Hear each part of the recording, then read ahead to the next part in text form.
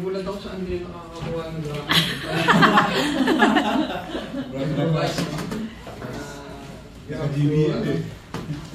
Diskarte.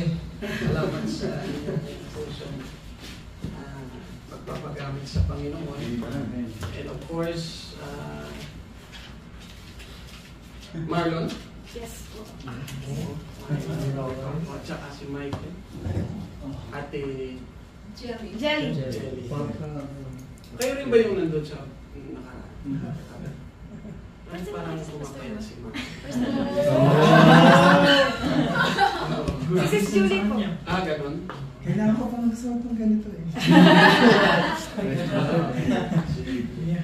At Ate Julie. Julie, wala rin po yung abs. Ganun. Salamat sa Panginoon. Pag may pasok lang. Ayan yung nag-check attendance si Brother. Wala siya o.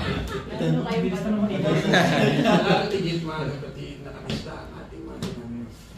Alam nyo, pag bumalik ang ating Panginoon and we are facing the white throne judgment, binuksan ng aklat. At isa pang aklat. Dalawang aklat ang bubuksan.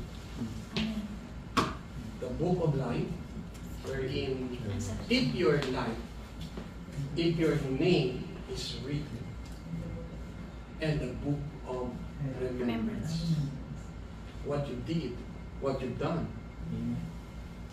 walang takas to. Amen. Diba yung may naka-CCTV? Naka-record yan. Lalo na ang Panginoon. Mabubura lang yung mga masamang tao, ginawa ng tao kapag siya po ay nakasulat sa aklat ng buhay.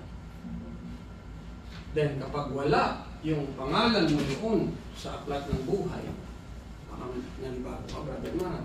Hindi ko na ituro to sa prayer and fasting, but kapag wala doon ang pangalan mo sa aklat ng buhay, magrireklamo siyempre yung tao. Ganun yan. Natural. Bakit Panginoon wala ako dyan? Bumulit ka sa, sa dagat-dagatang ako. So, nandoon yung record. So, ang nakasulat ngayon, halimbawa, you are being born again, you be baptized in the name of the Lord Jesus Christ. Yung nakasulat doon, mabubuti mo lang gawa. Kung hindi ka naman naging born again, ang nakasulat doon, merong proof na ikaw ay hindi ka rapat-dapat sa lahat. Wala pong takutan, Pastor.